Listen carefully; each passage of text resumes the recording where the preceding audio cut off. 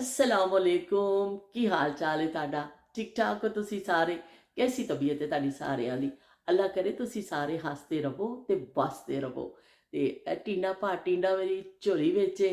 ਅਸੀਂ ਬੈਠੇ ਆ ਸ਼ਦੀਦ ਸਰਦੀ ਹੈ ਮੈਂ ਮੌਸਮੀਆਤ ਤੁਹਾਨੂੰ ਦੱਸਦਾ ਵੇ ਕਿ ਸ਼ਦੀਦ ਠੰਡ ਹੈ ਤੇ ਅਸੀਂ ਨਹਾ ਲਿਆ ਵੇ ਟੀਂਡੇ ਨੇ ਵੀ ਨਹਾ ਲਿਆ ਤੇ ਮੈਂ ਵੀ ਨਹਾ ਲਿਆ ਵੇ ਤੇ ਇੱਥੇ ਬੜੀ 2 ਦਿਨ ਤੋਂ ਨਾ ਬੜਾ ਮੈਨੂੰ ਨਜ਼ਲਾ ਹੋ ਗਿਆ ਸੀ ਕਿ ਉਦੋਂ ਜ਼ਰਾ ਬਾਹਰ ਨਿਕਲੀ ਨਾ ਉਹਦੇ ਨਾਲ ਠੰਡ ਦੇ ਨਾਲ ਹੋ ਜਾਂਦਾ ਹੈ। ਇੱਥੇ ਬਹੁਤ ਸਰਦੀਆਂ 'ਚ ਇਹ ਮਸਲੇ ਰਹਿੰਦੇ ਨੇ ਕਿਉਂਕਿ ਠੰਡ ਜ਼ਿਆਦਾ ਵੇ ਤੇ ਇਸ ਤੋਂ ਫਿਰ ਨਜ਼ਲਾ ਖਾਂਸੀ ਇਹ ਚੀਜ਼ਾਂ ਕਾਫੀ ਚੱਲਦੀਆਂ ਨੇ ਇੱਥੇ। ਤੇ ਬਾਕੀ ਉਜ਼ਮਾ ਨੇ ਮੈਸੇਜ ਕੀਤਾ, ਉਜ਼ਮਾ ਬਹੁਤ ਬਹੁਤ ਸ਼ੁਕਰੀਆ।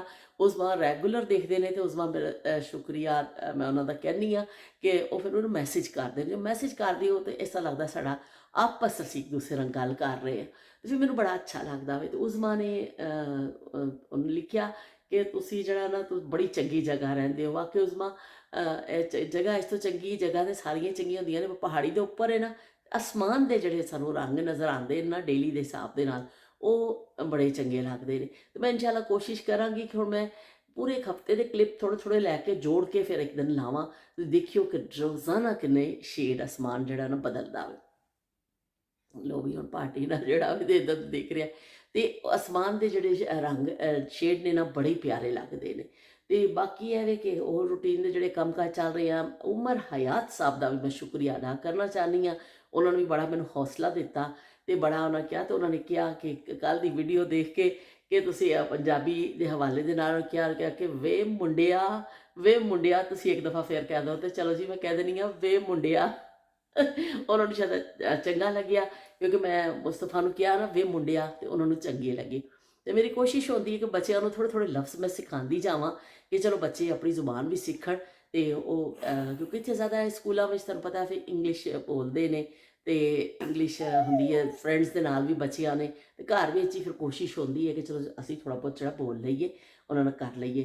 ਤੇ ਉਜ਼ਮਾ ਨੇ ਕਿਹਾ ਕਿ ਬਾਜੀ ਤੁਸੀਂ ਜਿਹੜਾ ਨਾ ਇੱਕ ਗਾਣਾ ਜਾਂ ਇੱਕ ਟੱਪਾ ਜ਼ਰੂਰ ਸੁਣਾਇਆ ਕਰੋ, ਮੈਨੂੰ ਤੁਹਾਡੀ ਆਵਾਜ਼ 'ਚ ਬੜਾ ਚੰਗਾ ਲੱਗਦਾ ਵੇ।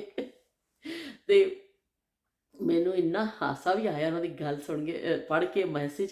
ਪਰ ਕਿਉਂਕਿ ਫਰਮਾਇਸ਼ ਹੈ ਬਈ ਤੇ ਫਰਮਾਇਸ਼ ਉਜ਼ਮਾ ਦੀ ਤੇ ਉਜ਼ਮਾ ਨੇ ਵੀ ਮੈਨੂੰ ਹਾਂ ਇਹ ਵੀ ਲਿਖਿਆ। ਉਜ਼ਮਾ ਕਹਿੰਦੀ ਕਿ ਤੁਸੀਂ ਮੈਨੂੰ ਭੁੱਲ ਤੇ ਨਹੀਂ ਜਾਓਗੇ, ਤੁਸੀਂ ਮਸ਼ਹੂਰ ਹੋ ਜਾਓਗੇ, ਤੁਸੀਂ ਮੈਨੂੰ ਭੁੱਲ ਤੇ ਨਹੀਂ ਜਾਓਗੇ। ਤੇ ਮੈਂ ਕਿਹਾ ਨਹੀਂ ਬਈ ਐਸੀ ਗੱਲ ਨਹੀਂ ਹੈ, ਤੁਹਾਨੂੰ ਭੁੱਲਾਂਗੀ ਨਹੀਂ। ਤੇ ਇਨਸਾਨ ਉਹ ਉਹ ਬਸ ਬਸ ਬਸ ਬਸ ਬਸ ਤੇ ਐਸੀ ਗੱਲ ਨਹੀਂ ਕਿ ਮੈਂ ਤੁਹਾਨੂੰ ਭੁੱਲਾਂਗੀ। ਤੇ ਤੁਹਾਡੀ ਫਰਮਾਇਸ਼ ਤੇ ਚਲੋ ਮੈਂ ਥੋੜਾ ਜਿਹਾ ਸੁਣਾ ਦਿੰਦੀ ਆ। ਪਿੱਛੇ ਪਿੱਛੇ ਆਂਦਾ ਮੇਰੀ ਚਾਲ ਵੇਂਦਾ ਏ, ਪਿੱਛੇ ਪਿੱਛੇ ਆਂਦਾ ਮੇਰੀ ਚਾਲ ਵੇਂਦਾ ਓਏ ਚੀਰ ਵਾਲਿਆ ਵੇਖਦਾ ਈ ਵੇ, ਮੇਰਾ ਲੌਂਗਾ ਵਾਚਾ ਨਿੱਗਾ ਮਾਰਦਾ ਈ ਵੇ, ਮੇਰਾ ਲੌਂਗਾ ਵਾਚਾ। ਪਿੱਛੇ ਪਿੱਛੇ ਆਂਦਾ ਮੇਰੀ ਚਾਲ ਵੇਂਦਾ ਏ, ਪਿੱਛੇ ਪਿੱਛੇ ਆਂਦਾ ਮੇਰੀ ਚਾਲ ਵੇਂਦਾ ਏ, ਚੀਰ ਵਾਲਿਆ ਵੇਖਦਾ ਈ ਵੇ, ਮੇਰਾ ਲੌਂਗ ਵਾਚਾ। ਚਲੋ ਬਈ ਹੁਣ ਮੈਂ ਚੱਲਦੀ ਆ ਤੇ ਬਾਕੀ ਵੀ ਜਿਹੜੇ ਅਸੀਂ ਓਏ ਬਸ ਬਾਕੀ ਜਿਹੜੇ ਅਸੀਂ ਕੰਮ ਕਾਜ ਕਰਨੇ ਨੇ ਉਹ ਅਸੀਂ ਨਿਪਟਾਈਏ ਤੇ ਫਿਰ ਮੁਲਾਕਾਤ ਹੋਏਗੀ ਸਾਡੀ ਇਨਸ਼ਾਅੱਲਾ, ਹੁੰਦੀ ਰਹੇਗੀ ਇਸ ਤਰ੍ਹਾਂ ਹੀ।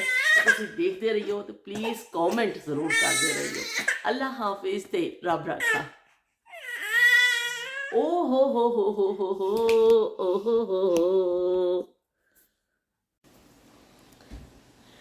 आज पक रही जी स्पैगटी। स्पैगटी की तैयारी हो गई है। स्पैगटी उबाल के रख लीए ते नाल जड़ा सारी सब्जियां कट के रख लईयां ने। बड़ी मेहनत की है इनू कट्टण विच ते बाकी नालों नाल सारा काम किचन का साड़ा चलता पिया।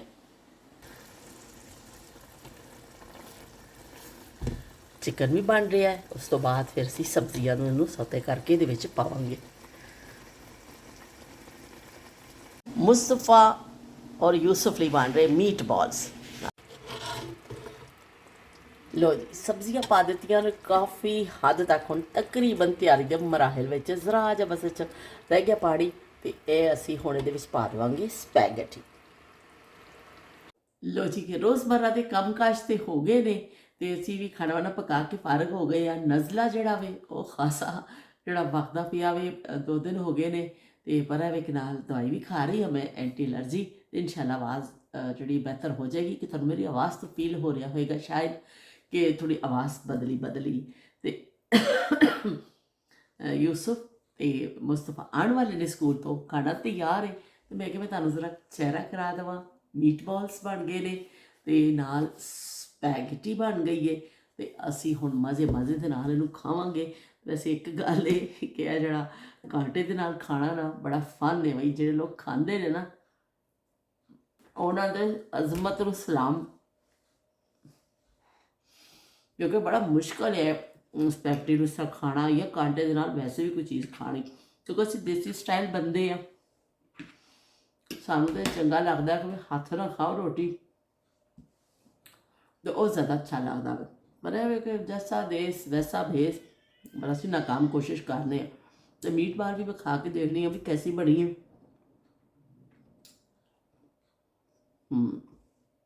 ਮਜ਼ੇ ਦੀ ਬਣੀ ਆ। ਯੂਸਫ ਨੇ ਤਾਂ ਅੱਜ ਖੁਸ਼ ਹੋ ਜਾਣਾ ਆ ਕਿ ਨਾ ਯੂਸਫ ਦੀ ਫੇਵਰੇਟ ਹੈ ਤੇ ਪਲੇਨ ਸਪੈਗੇਟੀ ਇਹਦੇ ਵਾਸਤੇ ਕੱਢਨੇ ਆ ਤੇ ਨਾਲ ਮੀਟ ਬਾਲ, ਤੇ ਯੂਸਫ ਬੜਾ ਖੁਸ਼ ਹੋ ਕੇ ਖਾ ਲੈਂਦਾ। ਤੇ ਬਸ ਹੁਣ ਜਿਹੜਾ ਵੀ ਅੱਜ ਦੇ, ਕਿਉਂਕਿ ਬਾਹਰ ਮੈਂ ਤੁਹਾਨੂੰ ਸ਼ਾਇਦ ਦਿਖਾ ਦੇਵਾਂ ਹੁਣੇ ਚੁੱਕ ਕੇ, ਬਹੁਤ ਸ਼ਦੀਦ ਕਿਸਮ ਦੀ ਹਵਾਵਾਂ ਚੱਲ ਰਹੀਆਂ ਨੇ, ਬੜੀ ਠੰਡੀ ਹਵਾ ਹੋਵੇ। ਬੱਚਿਆਂ ਨੇ ਆਉਣਾ ਹੈ ਨਾ ਸਕੂਲ ਤੋਂ, ਇੰਨੇ ਠਿਠੜੇ ਹੋਣਾ ਵੇ ਅੰਦਰ, ਹਾਲਾਂਕਿ ਹੀਟਿੰਗ ਚੱਲ ਗਈ ਹੈ ਪਰ ਐਵੇਂ ਕਿ ਫਿਰ ਵੀ ਠੰਡ ਪੇ ਮਹਿਸੂਸ ਹੁੰਦੀ। ਸਵੈਟਰ ਵੀ ਪਾਏ ਨੇ, ਜਰਾਬਾਂ ਵੀ ਪਾਈਆਂ ਨੇ, ਟੋਪੀ ਵੀ ਹਸਬੇ ਮਾਮੂਲ ਅਸੀਂ ਪਾਈ ਹੋਈ ਹੈ। ਤੇ ਮੈਨੂੰ ਨੇ ਉਜ਼ਮਾ ਨੇ ਲਿਖਿਆ ਕਿ ਬਾਜੀ ਤੁਹਾਡੀ ਟੋਪੀ ਬੜੀ ਸ਼ਾਨਦਾਰ ਹੈ, ਟੋਪੀ ਬੜੀ ਚੰਗੀ ਵੀ ਲੱਗਦੀ ਹੈ ਬਈ, ਤੇ ਪਾਣੀ ਪੈਂਦੀ ਹੈ ਉਜ਼ਮਾ, ਤੁਹਾਨੂੰ ਇੰਨੀ ਅੱਛੀ ਲੱਗੀ ਹੈ। ਮੈਂ ਪਾਕਿਸਤਾਨ ਜਦੋਂ ਆਈ ਨਾ ਤੁਹਾਡੇ ਵਾਸਤੇ ਵੀ, ਅਗਰ ਤੁਸੀਂ ਪਾਉਂਦੇ ਹੋ ਟੋਪੀ, ਤੁਹਾਡੇ ਵਾਸਤੇ ਵੀ ਐਸੀ ਇੱਕ ਟੋਪੀ ਮੈਂ ਲੈ ਕੇ ਆ ਜਾਵਾਂਗੀ, ਕੋਈ ਐਸਾ ਮਸਲਾ ਨਹੀਂ। ਸਾਦੀ ਜੀ ਟੋਪੀ ਹੈ, ਕੋਈ ਇੰਨੀ ਉਹ ਐਸੀ ਚੀਜ਼ ਨਹੀਂ ਹੈ। ਬਸ 2-3 ਲੈ ਲੈਣੀ ਹੈ ਕਿਉਂਕਿ ਫਿਰ ਧੋ ਕੇ ਸੁਕਾਉਣ ਦਾ ਵੀ ਮਸਲਾ ਹੁੰਦਾ ਹੈ ਨਾ, ਤੇ ਫਿਰ ਉਹ 2-3 ਲੈ ਲੈਣੀਆਂ ਇਕੱਠੀਆਂ। ਤੇ ਕੁਛ ਇੱਕ ਅੱਧ ਕੋਈ ਪੁਰਾਣੀ ਪਈ ਹੁੰਦੀ ਹੈ, 2-3 ਲੈ ਲੈਂਦੀਆਂ ਨੇ ਤੇ ਸਰਦੀਆਂ ਲੰਘ ਜਾਂਦੀਆਂ ਨੇ। ਤੇ ਹੁਣ ਮੈਂ ਚੱਲਨੀ ਹਾਂ, ਮੈਨੂੰ ਇਜਾਜ਼ਤ ਦੇਵੋ, ਕਾਫੀ ਟਾਈਮ ਹੋ ਗਿਆ ਤੇ ਫਿਰ ਅਸੀਂ ਮਿਲਾਂਗੇ ਇਨਸ਼ਾਅੱਲਾ ਕਿਸੇ ਨਵੀਂ ਗੱਲ ਦੇ ਨਾਲ, ਨਵੀਂ ਯਾਦ ਦੇ ਨਾਲ। ਤੇ ਹੁਣ ਉਜ਼ਮਾ ਨੇ ਫਰਮਾਇਸ਼ ਵੀ ਕੀਤੀ ਸੀ ਬਾਜੀ ਤੁਸੀਂ ਗਾਣਾ ਸੁਣਾਈਓ, ਫਿਰ ਮੈਂ ਕਿਹੜਾ ਗਾਣਾ ਸੁਣਾਵਾਂ, ਮੈਨੂੰ ਸਮਝ ਨਹੀਂ ਪਿਆ ਆਉਂਦਾ। ਪਿੱਛਾ ਮੁੜ ਵੇ ਢੋਲਾ ਤੇਰੀ ਲੋੜ ਪੈ ਗਈ, ਪਿੱਛਾ ਮੁੜ ਵੇ ਮਾਇਆ ਤੇਰੀ ਲੋੜ ਪੈ ਗਈ, ਪਿੱਛਾ ਮੁੜ ਵੇ ਮਾਇਆ। ਅੱਲਾ ਹਾਫਿਜ਼ ਤੇ ਰੱਬ